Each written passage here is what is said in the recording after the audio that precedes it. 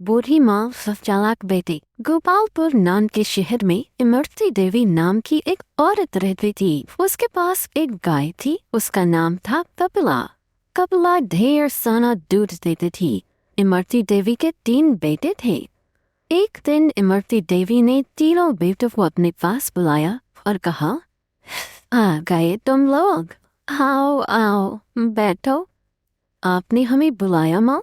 हाँ बेटा, तुम लोग तो जानते हो मैं कपिला को बहुत प्यार करती हूँ।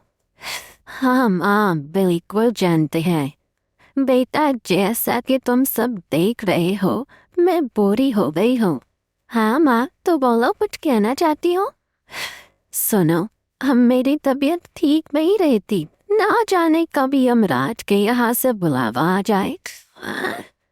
ऐसा मत कहो माँ, आपकी कोई इच्छा हो तो बताओ। वो देखो, कपिला एक अच्छी और दुधारू गाय है। अभी तक हमारे घर का खर्चा इसी के दूध को बेचकर चलता था। मैं चाहती हूँ कि मेरे जाने के बाद भी इसे कोई तकलीफ ना हो। ये ऐसे आदमी के पास रहे जो इसका ख्याल अच्छे से रख सके। हाँ माँ, ठीक है, आप ये गाय हम में से किसी एक को दे दो, वही इसकी देखभाल करेगा। नहीं, एक को क्यों, इस पर सबका बराबर अधिकार है। हाँ, इसे किसी अच्छे किसान को बेचकर मिले हुए पैसे हम सब में बराबर बांट दो। नहीं, मैं इसे नहीं बेचूंगी। फिर क्या करोगी माँ? मैं इसे तुम तीनों में बराबर बांटना चाहती हूँ। वाह, तीनों में? ये कैसे हो सकता है? हाँ माँ, तीनों में? वो कैसे? तीनों माँ की ओर देख रहे थे। देखो, सप्ताह में 7 दिन होते हैं और तुम 3 लोग हो, तो बारी बारी से एक एक दिन गाय को अपने पास रखना। इस तरह वो तुम सबके पास 2-2 दिन रहेगी। जिस दिन जिसके पास गाय होगी उसको दाना पानी भी वही देगा और उस दिन के दूध पर भी उसी का हक होगा। हाँ, जिसके पास कपिला सबसे ज्यादा खुश देखूंगी उसी को दे दूंगी। हाँ, फिर 7वें दिन क्या होगा? बताती हूँ। 7वें दिन कपिला को मंदिर के पुजारी जी के घर में भिजवा दिया करो, जिससे वहाँ के दूध की खीर बनाकर ठाकुर जी को भोग लगाया जा सके। फिर उस दिन दाना कौन देगा? मैंने पुजारी जी से बात कर ली है। उस दिन मंदिर के चढ़े हुए फल और बचा हुआ प्रसाद कपिला को खिलाया जाएगा। ठीक है माँ, जैसा आप कहो। तुम सबसे बड़े हो, इसलिए सबसे पहले वे तुम्हारे घर रहेगी।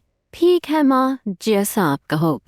उनके कहे अनुसार तीनों भाई एक एक दिन गाय को अपने पास रखने लगे।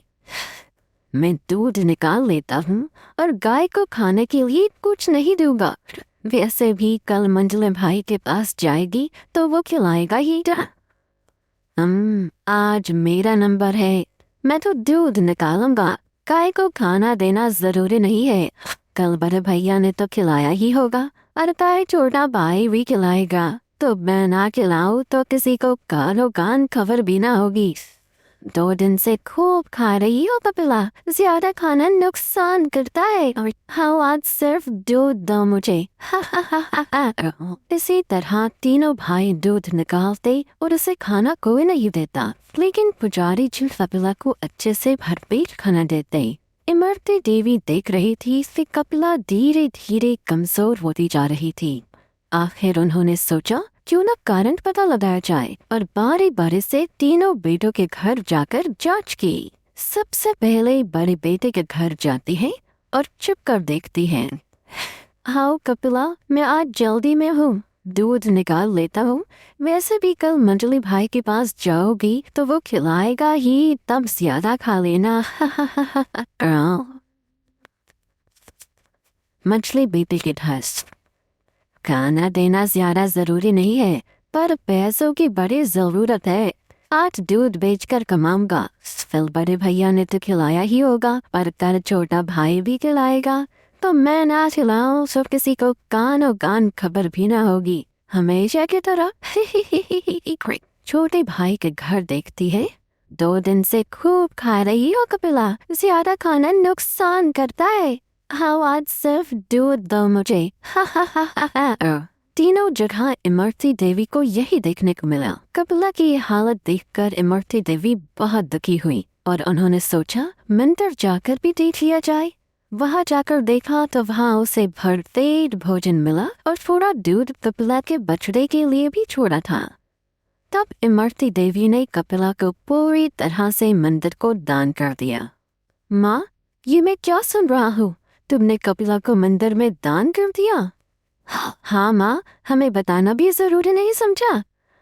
कम से कम एक बार पूछना तो था। मुझे किसी से नहीं पूछना।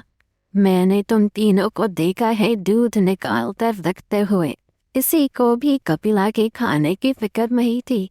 वो अगर अब तक जिंदा थी तो मंदिर के खाने की दम पर, इसलिए अब उस पर पुजारी जी का ही हक है। इतना सुनकर तीनों ने शर्म से सिर झुका लिया। हमें माफ कर दो माँ, हमसे गलती हो गई। अब कभी दोबारा ऐसा नहीं होगा। नहीं, अब मुझे किसी पर भरोसा नहीं है। मैंने तुम तीनों को मौका दिया था, पर तुम लोगों ने स्वार्थ और लालच में उसे गंवा दिया। अब मैं फैसला कर चुकी हूँ। कपिला की रस्सी पुजारी जी को पकड़ाते हुए, ये लीजिए पुजारी जी, आज से कपिला आपकी हुई, इसका ध्यान रखना। शिक्षा, हमें स्वार्थ और लालच में आकर अपना फर्ज नहीं भूलना चाहिए।